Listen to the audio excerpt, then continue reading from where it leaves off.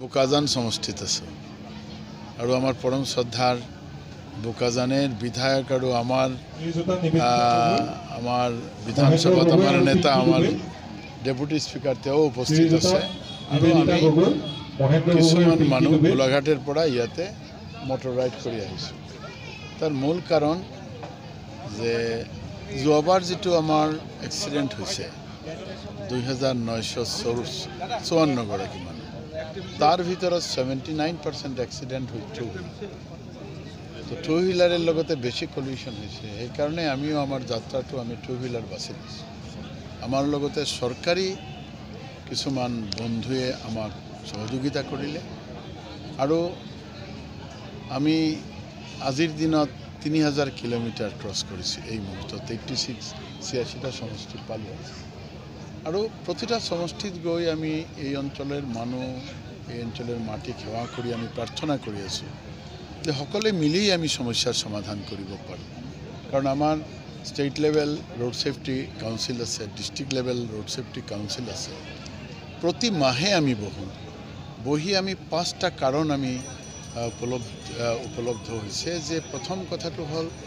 ইমান মানুহ মৰি আছে তাৰ মূল কাৰণটো হল যে হেলমেট ছাড়া আমি টু হুইলাৰ চলাও দ্বিতীয় কাৰণ সব গাড়িতেই যদি এক্সিডেন্ট হয় বেশিৰভাগ ক্ষেত্ৰত অত্যধিক গতিবেগ তৃতীয়টো হৈছে যে কেতিয়াও আমি পাওঁ যে ড্ৰাঙ্ক এন্ড ড্ৰাইভ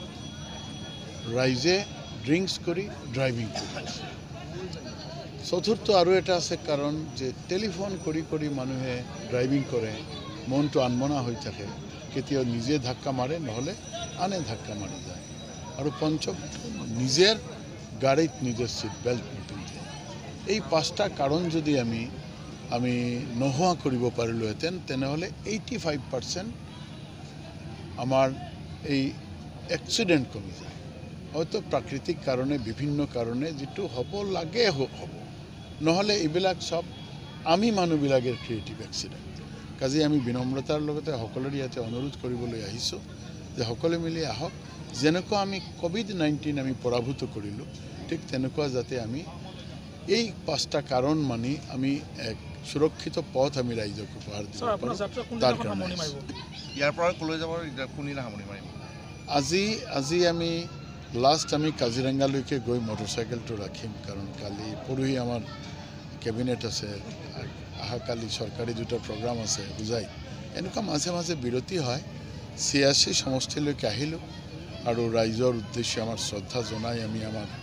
প্ৰাৰ্থনা আমি ৰাখিছো আৰু তেওঁলোকেও আমাক আশ্বস্ত কৰিলে যে আমি সকলে মিলি চেষ্টা আমি কৰিম বা এনেকুৱা এটা সুস্থ বা এটা সঠিক বাট আমাৰ লাগে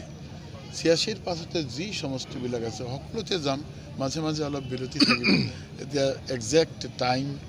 আমি ক'ব নোৱাৰো স্যাৰ আপনাৰ মন্তব্যতে পাক পাইছে যে স্যাৰ এই প্ৰশ্নটো বিভিন্ন ঠাইত মোক কৰে মই আকৌ লগে লগে মোৰ মনত এটা প্ৰশ্ন আহে হুৰা আমি আৱিষ্কাৰ কৰিম আমি কৈছো নেকি হুৰা খোৱাৰ কাৰণে আমি তো কোৱা নাই আপুনি কোৱা নাই আমাৰ বিধানসভাৰ অধ্যক্ষই কোৱা নাই মুখ্যমন্ত্ৰী প্ৰধানমন্ত্ৰী কোনো মানুহে বাট আপুনি যেটো কৈছে দোকান হয় নেচাৰেলি দোকান দিলেহে আমাৰ ৰেভিনিউ আহিব আপোনালোকে কেতিয়াবা বা ৰাইজে কেতিয়াবা ভাবে ৰেভিনিউৰ কাৰণে চুৰা নহয় ৰেভিনিউৰ কাৰণে চুৰা নহয় চুৰাৰ কাৰণে ৰেভিনিউ চুৰা খাব যিকোনো প্ৰডাক্ট ইউজ কৰিলেহে ট্যাক্স দিব লাগিব এতিয়া কথাটো এটা আপুনি জানে ভালকৈ যে গাখীৰ লৈ ফেৰিওয়ালা ফিৰে ঘৰে ঘৰে